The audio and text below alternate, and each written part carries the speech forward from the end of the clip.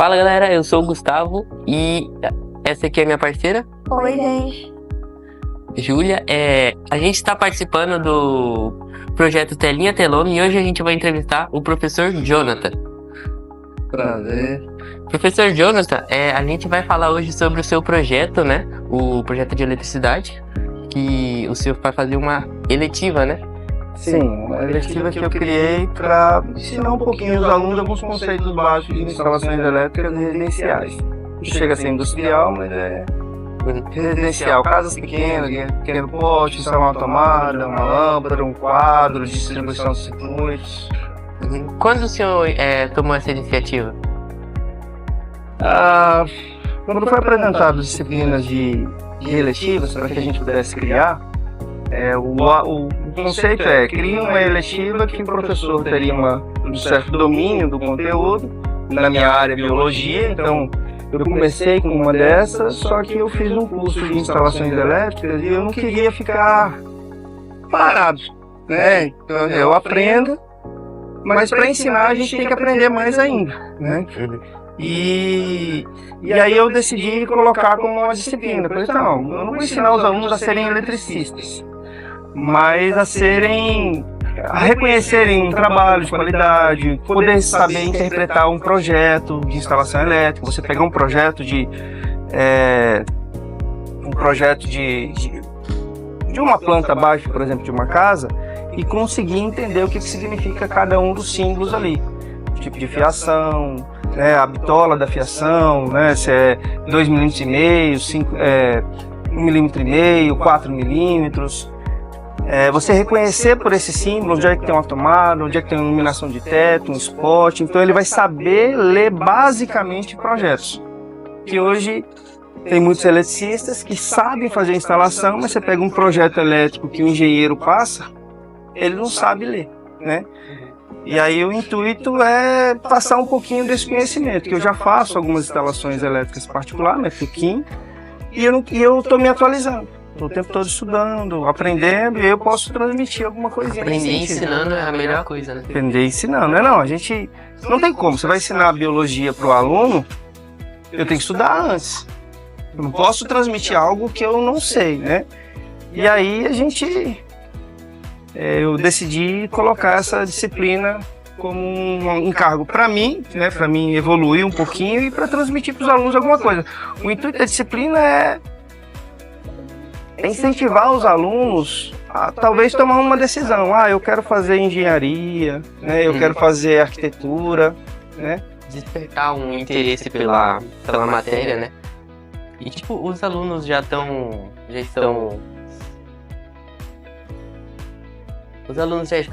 se interessando pelo assunto? Tem sempre aquela situação, né? Alunos que se interessam, alunos que não se interessam. Isso aí tem em todo lugar. Mas eu fico satisfeito com alguns alunos que eu encontro, por exemplo, que fizeram a disciplina. Teve um aluno que hoje ele está fazendo, acho que o 3º ano. Ele estava trabalhando numa empresa de instalação de vidros, né?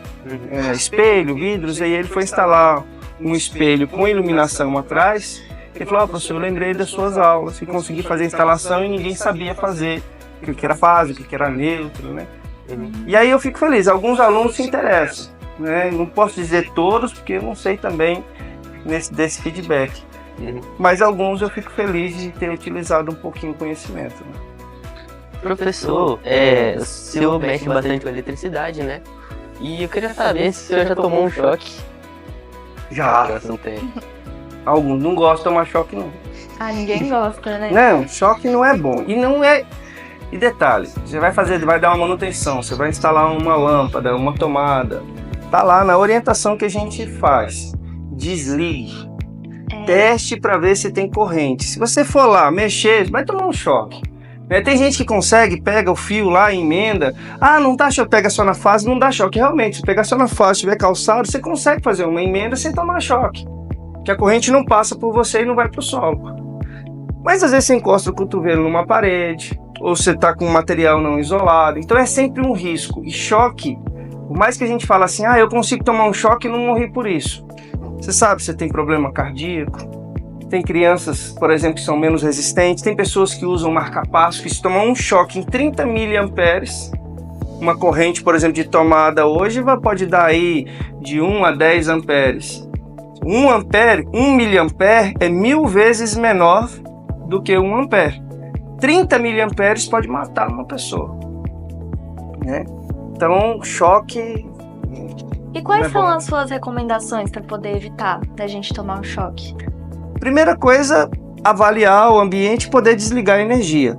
E aí você tem aparelhos que você pode utilizar, um medidor de corrente, um multímetro, um alicate amperímetro, tem umas canetinhas de teste que a gente usa para testar.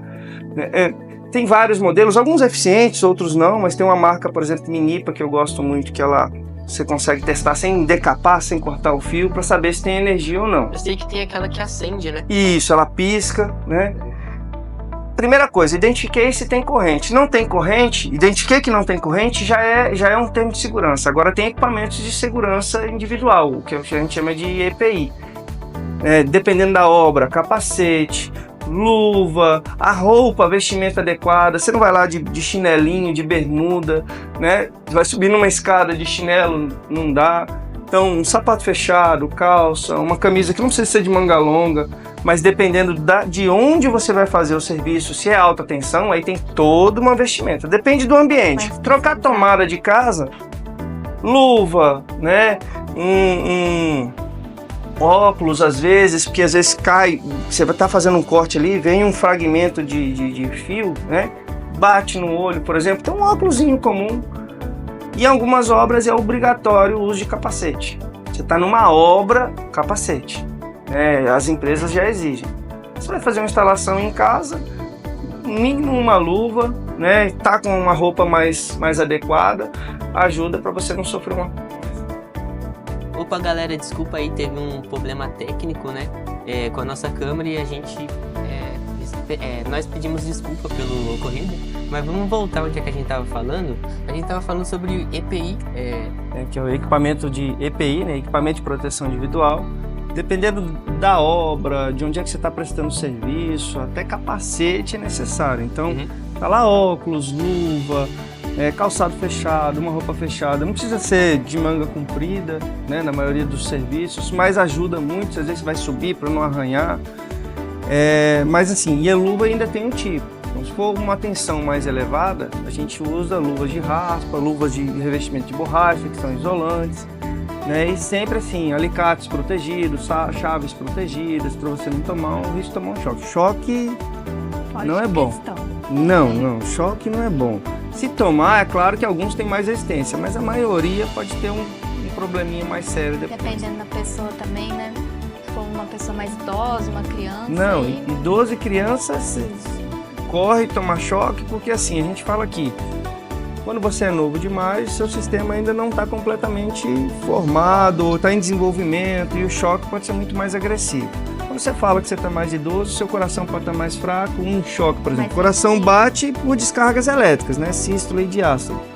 Só que se você sofre uma desregulação de carga elétrica ali, o coração pode parar de bater. Que é aquilo que eu falei com vocês, tem pessoas que são mais sensíveis, tem pessoas que não. Segura lá e fica tomando choque, né? Choque 110, 220, essas coisas assim. Já que você falou desse assunto de proteção, eu queria te perguntar, eu tenho uma dúvida sobre a voltagem 110 e 220. Como que funciona? Tá, então vamos imaginar, por exemplo, a rede que vem para sua casa, né? Você olha para o poste lá, geralmente, quando não é o escondido, tem uns fios, por exemplo, se são 2 fios encapados e um desencapado, vão vir 2 fases e um neutro, certo? Se na sua casa vem 3 fios encapados e um neutro, então vão vir 3 fases e um neutro. Se na sua casa vem somente 2 fios, um encapado e um desencapado, que geralmente esses fios são de alumínio, aí a gente tem uma fase e um neutro. Como é que funciona 110 e 220? Em 110 volts, você vai ter uma fase e um neutro. Então, se sua casa só vem uma fase e um neutro, que está chegando no padrão ali e chega na sua casa, então você só vai ter voltagem 110. Ou, nesse caso, a gente chama de 127, né? 127 volts. 110 é o popular que a gente chama, mas a voltagem nunca chega a 110, porque hoje a Energisa diz que é 117 volts, é o mínimo para não haver problema de oscilação de energia e em queda de tensão, né? Então eles colocam ali acima de 117 até 130 volts. E a média que a gente fala, a voltagem que a gente fala é 127 volts. Então é uma fase e um neutro. Se você segurar na fase e tiver descalço, você vai tomar um choque. Se você segurar no neutro, em geral, você não toma choque. Depende se tiver algum equipamento, Então, uma fuga de corrente, por exemplo, fase dá choque, neutro não dá. Em teoria. E dependendo da situação que você nunca vai ficar testando na prática, a gente usa sempre equipamento para testar, você não pode ficar segurando no neutro achando que não vai dar choque sem testar com equipamento adequado, com EPI. Então 127, uma fase e um neutro. 220 vão ser duas fases e o neutro. Então vai vir dois fios, dois cabos passando corrente, né, que vai ligar os equipamentos, mais o neutro. E aí, o sistema com 3 fases e o neutro? Ele é 380 volts, aqui no estado de Rondônia a gente não tem 380 volts, a não ser transformadores específicos para a questão industrial. Então a gente tem o seguinte, a gente sempre vai usar em 220 duas fases e o neutro, certo? Se tiver 3 fases, a gente vai dividir elas na sua residência. Então hoje no estado de Rondônia, você vai ter ou 220, que é o chuveiro da sua casa, geralmente é 220. Vão ser 2 fases, não tem neutro neles. Não? Não. Por quê? Você vai ter o neutro, nesse caso, a gente usa só para 127. A rede está chegando na sua casa, 2 fases e o neutro. 127 é a fase e o neutro. 220 são 2 fases. O neutro a gente não utiliza no equipamento, certo? O neutro a gente não vai utilizar. O seu chuveiro lá está indo geralmente 3 fios. São 2 fases e esse terceiro fio, se tiver, porque a maioria das casas não tem aterramento, seria um fio de aterramento. Um fio de aterramento? É, fio de aterramento, você compra, por exemplo, um chuveiro, você olha lá, tem 3 cabinhos nele. 2 são geralmente branquinhos e tem um verde até mais fino. Esse fio verde é o fio que você tem que ligar ao sistema de aterramento da sua casa. Se você não tiver aterramento, o que vai acontecer? Ou esse chuveiro, você pode tomar um choque nele na hora de mudar a resistência, né, a temperatura ali que você vai mudar, ou na hora de você, às vezes tem gente que já tomou choque no registro ali, tá girando o registro, toma um choque. É certeza absoluta, além do defeito no equipamento, que geralmente tem, não tem aterramento. Então, casa sem aterramento, geralmente esses equipamentos que são resistivos, pode gerar fuga de corrente e você tomar um choque. Eu pessoalmente acho que o chuveiro elétrico é uma coisa muito estranha, porque mexe com água, que é um condutor de eletricidade, e a eletricidade, né? Mas mesmo assim funciona. A água em si, ela é e não é um bom condutor, depende dos sais dissolvidos. Verdade. A nossa água que a gente tem aqui, ela não é um bom condutor, mas conduz porque tem um pouquinho de sal dissolvido. O que acontece? O cara que inventou o chuveiro elétrico é um brasileiro. Né? Ele inventou o chuveiro, é uma tecnologia brasileira que foi aperfeiçoada. Os americanos não gostam de chuveiro elétrico, eles gostam de chuveiro a gás. Aqui a gente gosta de chuveiro elétrico. Né? Ele é mais simples, mais fácil de instalar, a manutenção é mais barata, né? Você não tem que fazer instalações mirabolantes, você aproveita a própria energia que está ali. Mas ele é seguro. Chuveiro elétrico, os chuveiros talvez lá antigos eram mais perigosos. Hoje eles são mais seguros, né? Peraí. Tá. Como a gente pode salvar alguém, tipo, caso uma pessoa esteja tomando um choque? Tá. Primeira coisa, se tiver descarga e você não tem tempo, né? Assim, quando você tem tempo, ou seja, você está próximo ao disjuntor para você desligar, a primeira coisa você desliga. Mas tem hora que você não tem. Então você nunca pega na pessoa e tira a pessoa de lá. Você arranca a camiseta, por exemplo, ou pega uma corda, joga e puxa de uma vez, certo? Se for em alta tensão, quem não está preparado, se for uma corda, dependendo, se tiver um ambiente molhado, é fria. Então tem que deixar alguém que realmente tenha conhecimento sobre isso. Hoje a gente fala assim, você nunca pega na pessoa. Se a pessoa conseguir segurar uma corda, alguma coisa, uma camisa que você tirou ali, que ela não vai passar corrente, ela segura e puxa. Ou você roda por ela sem encostar nela, que aí é curto, mas é ruim, e você arrasta. Mas a melhor coisa que você tem é o seguinte, tá tomando choque, a caixa de disjuntores deveria ficar num lugar mais acessível, você vai lá, bate na caixa. É uma tensão baixa, você puxa, mas de preferência pega, enrola alguma coisa e tira. Lembrei daquela cena de filme dos outros levando choque quando vai salvar alguém. Aí morre. E vai emendando aquela sequência, a filinha, né? E aí geralmente o último é que vai pegar, vai fritar ali. Então segurança em primeiro lugar. A primeira coisa é desligar, né? Mas a emoção faz com que a gente faça loucuras, né? Deixa eu tirar você, aí vai embora. Já que você tá falando muito sobre eletricidade, eu queria te perguntar, qual é o seu tempo de experiência nessa área?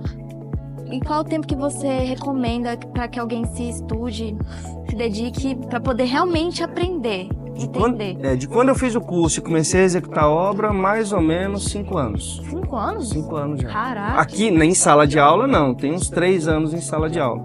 Mas assim, de quando eu fiz o curso, comecei a trabalhar com isso, já tem 5 anos. Você gosta do que você faz? Gosto, sempre. Qualquer coisa que eu vou fazer, se a gente não gostar, a gente abandona. Vai pra frente, né? Mas eu acho que é só, né? Só. Infelizmente já tá acabando.